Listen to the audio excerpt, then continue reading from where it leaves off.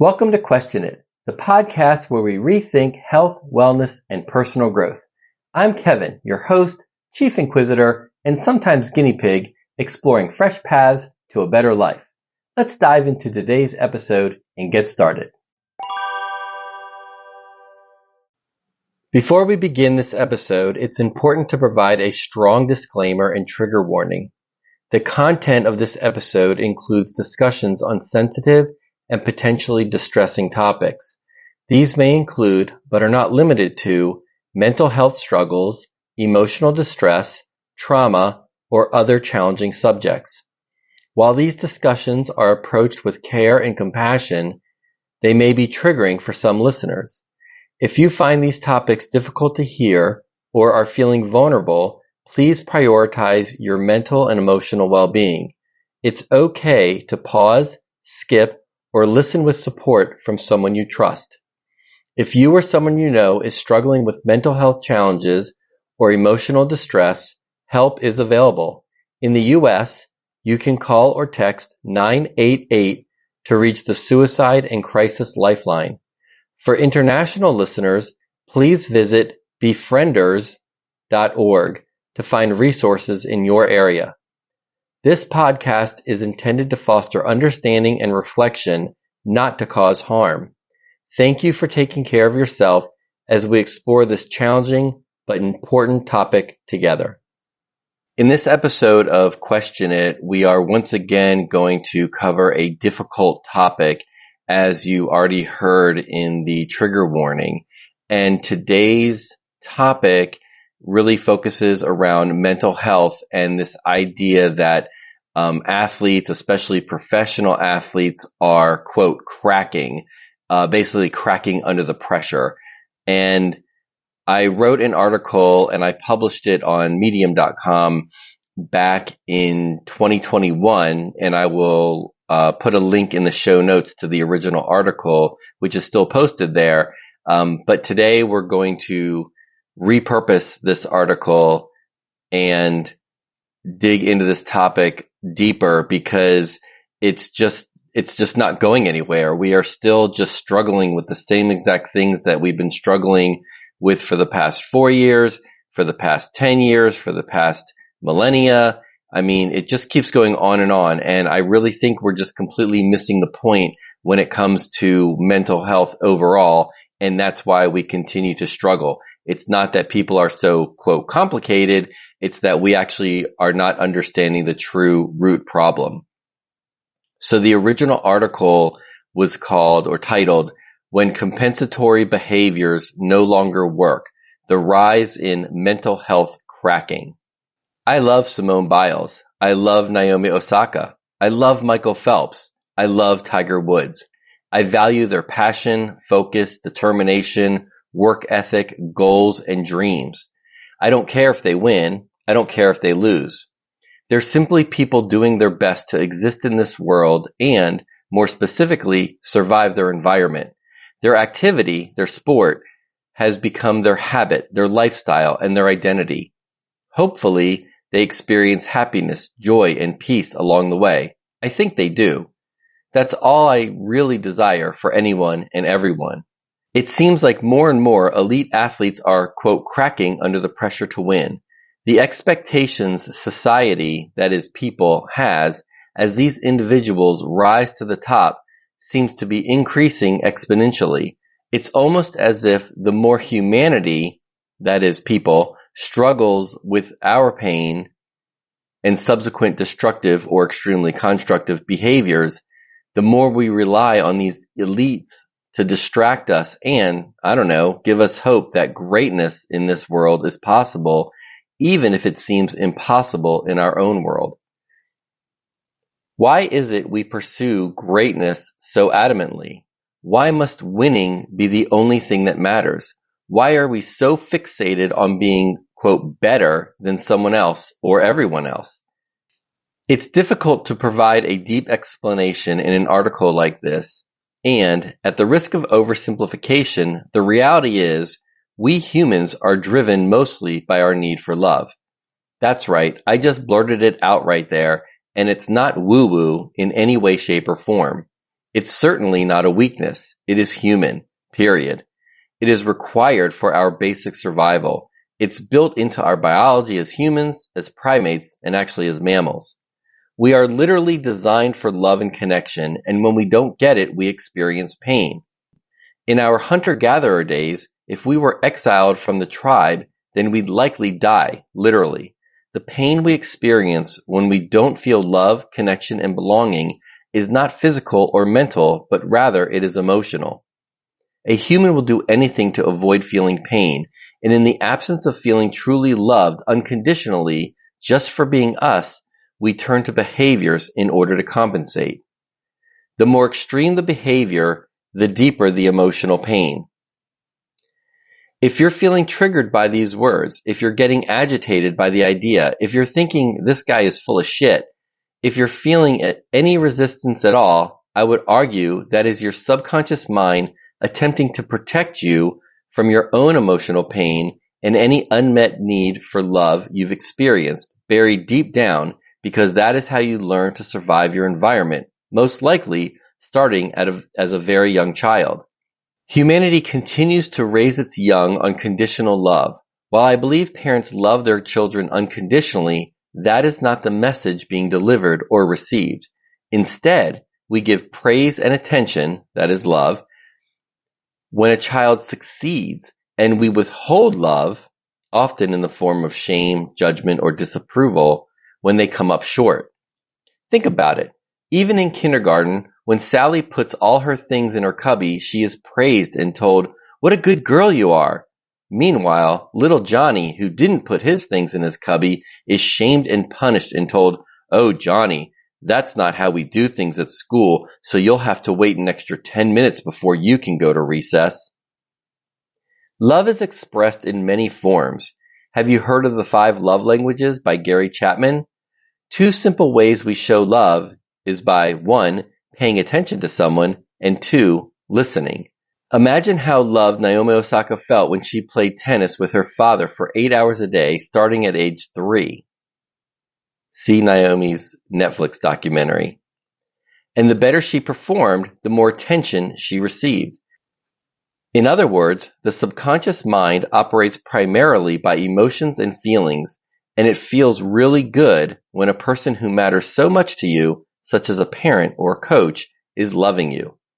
In fact, current neuroscience tells us that 95% of our actions and behaviors are subconsciously driven. No wonder we struggle to understand behaviors such as addiction and gun violence cognitively. Why would a person do something that is so obviously destructive? The answer? Because they're in emotional pain. But a 3-year-old playing tennis 8 hours a day? Does that sound healthy in any way? Did she even have a choice? Is she even capable of discerning for herself if that is the activity she really desires? Children are not self-aware until age 6 or 7. However, her father was determined to make Naomi a great tennis player. While I believe he truly loves her and wants the best for her, this kind of conditioning at such a young age creates deeply reinforced narratives, neural pathways, and chemical signatures in our body. Playing tennis was pretty much all Naomi knew, and she received constant attention, that is love, from her father as she continued that behavior. And the more she succeeded, the more, quote, love she received. The more we succeed, the more valuable we feel, and the more we feel like we matter in this world. It feels incredible, so we keep doing it. The opposite would be to not feel loved, and that hurts. In the case of elite athletes, it's easy to see how they become addicted to that feeling, just like someone might become addicted to drugs or alcohol. Our brain and body makes chemicals such as oxytocin, and we become addicted to our own chemicals. See Joe Dispenza's neuroscientist content. You can argue it's not the same, but using a substance is a behavior just like doing sports is a behavior, and you don't become addicted to a substance until you've used it or been exposed, like from mother to unborn child. We are driven to succeed because that registers in our brain as being valuable. If we're valuable, then we're worthy of love, won't be exiled from the tribe, and will continue to live. If we're not valuable, then we subconsciously conclude we don't deserve to be loved, and that hurts. The pain is 100% real, and it's no joke.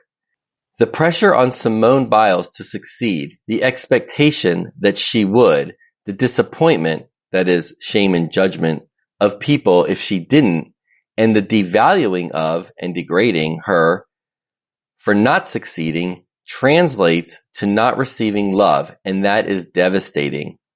Our human brain cannot distinguish between physical pain and emotional pain. All you know is, you're in pain, do something about it right now. When we are valuable, we are desired. In other words, we will belong to the tribe and be loved, and that nurtures our emotional health. In fact, love and connection is the key to lifelong happiness. See the Harvard 2012 study. Plus, for the first 175,000 years of Homo sapien existence, belonging meant our chances of physical survival were much greater. Humans thrive when they're connected and working together. We struggle in isolation and disconnection. Feel free to search for the countless research articles on connection and loneliness. When a person has lived their whole life according to a deep belief, which experience has taught them is true, that their value is based on the success of a certain behavior, for example, gymnastics, tennis, swimming, or golf, and now the expectation, that is pressure, from others is higher than ever to execute on that behavior, it's easy to see why they might crack. Their identity is connected to that behavior. Their worthiness of love is directly linked to that behavior. In their subconscious and possibly conscious mind, if they do not succeed at that behavior, then they will not be loved. In the 2021 Summer Olympics, Simone Biles posted on Instagram, quote, "I'm more than my accomplishments in gymnastics, which I never truly believed before," end quote. It took her 24 years, becoming the GOAT, greatest of all time, gymnast, the weight of the world, and experiencing the twisties during warm-up to realize this. In an interview, she said, quote, "We hope America still loves us," end quote, if we don't win. The conditional love has finally taken its toll on Simone, and the action she took was to stop her compensatory behavior of gymnastics. Good for you, Simone. These athletes are not cracking mentally. They're simply exhausted and overwhelmed and have reached a tipping point where they can no longer continue the behavior they believe is the basis for being loved and worthy of belonging. It's no wonder athletes struggle with anxiety to perform and depression when they don't or it's over. Their performance in their subconscious mind is directly linked to their identity and value as a person, no matter how much their parents or others say otherwise. Their performance, that is, behavior, is linked to their belief of their worthiness of love and if they will be loved at all. Some people use the pressure to perform to drive them further. Their emotional pain, unmet need for love, or desire to continue feeling loved based on their behavior is so great they may even push themselves to compete in 5 Olympics like Michael Phelps did.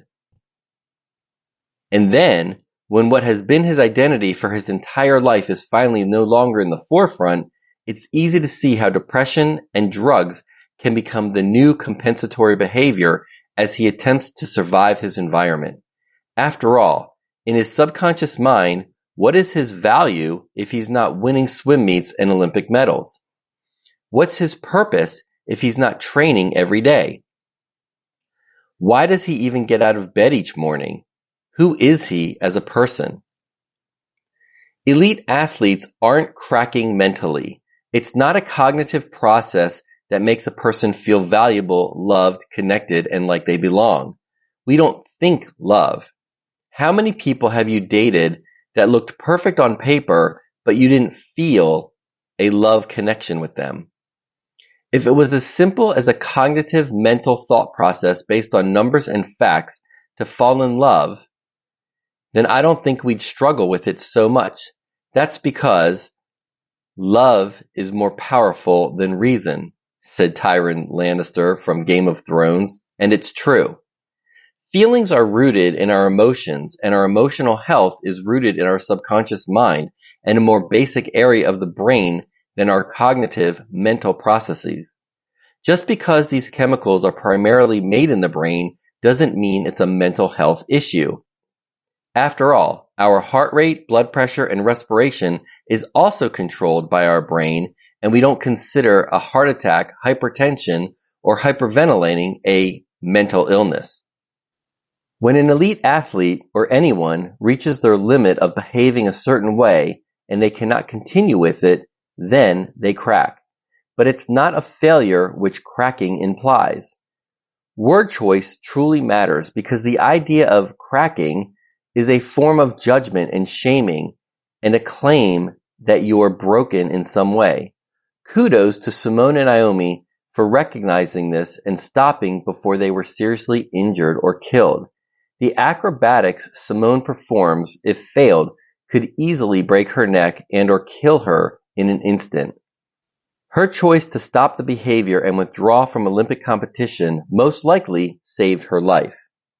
I believe a more accurate way of describing the stopping of behavior, which has been their catalyst for love, is simply that their compensatory behavior can no longer be maintained. I've read that many drug addicts age out, which means a person gets old enough where they are simply exhausted from the behavior in every form of the word and can no longer maintain their drug habit. See Gabor Mate's work. That's when they really do stop using drugs and are ready to accept help to do it. It's not a matter of pushing through or sucking it up. When a person reaches their emotional limit, when their means for feeling loved have been exhausted, they simply begin to shut down. When their state of emotional health has been so completely compromised, then it most certainly will negatively impact their mental and physical health. Since all elements of health influence the others, it's easy to see how chronic injuries or ailments can present, or how Simone Biles can no longer focus and concentrate mentally in order to prevent the twisties from occurring while tumbling along 6 degrees of freedom, that is, translating and rotating about the X, Y, and Z axes in space, during her vault. Not to leave out Tiger Woods, hopefully the above helps to provide insight as to how Tiger's father's influence in his younger years and his promiscuousness and substance use behavior in his later years impacted his success in golf. When those actions and behaviors were no longer serving a way to manage his environment, his world came crumbling down from work to home to how he's valued or conditionally loved by people. I feel incredible compassion and empathy for Simone, Naomi, Michael, and Tiger. Every human has a basic need to feel loved, connected, and a sense of belonging. We'll do anything to get it and maintain it. Hell, how many wars have been started because of love, not just romantic, or not receiving it?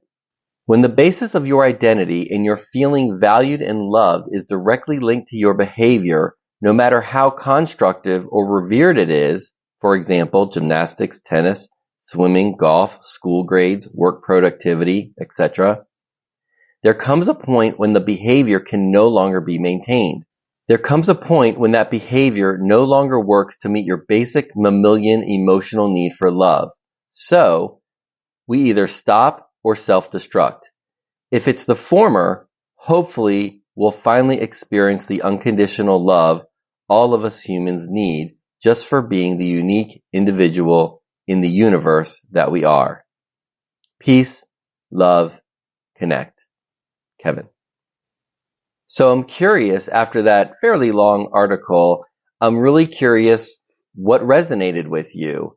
Can you see how it's not just a mental health problem, it's really an emotional health problem, and there's a difference. And I've talked about this before, but I think it's important to continue to reiterate because we're still missing the problem. We're really missing the point of why so many people are struggling, either with their destructive behaviors like drug addiction or alcohol abuse, or their constructive behaviors like pursuing elite athleticism or excelling in business and being the richest person in the world. As I said earlier, the more extreme the behavior, the deeper the emotional pain. And I really believe that, and I'm curious what you think about that. So after more than 20 years of working in human behavior, studying, researching, publishing, creating tools to help improve emotional health and relationships, I just want to try to, create a movement even to help people feel the love that they need as a basic human need. And I'd love to continue this conversation. I hope you'll join in the free Uchi tribe on the free Uchi app. Just go to the show notes and click the link, and we can continue to have this conversation and explore our own behaviors and where the roots of those behaviors truly stem from. So I hope this has been interesting and informative and provides a new perspective on cracking and the mental health idea, and that it's really not a mental health issue. It's not our cognitive processes, but it's how we compensate for our pain through our behaviors. Thanks for joining me on this episode of Question It. Remember, growth happens outside your comfort zone, so keep experimenting with life and embracing change. If you enjoyed this episode, please connect with me in the show notes, leave a 5-star review on the platform of your choice, and please join this episode's Uchi tribe to dig into deeper conversation with me and fellow listeners. Until next time, peace, love, and connect.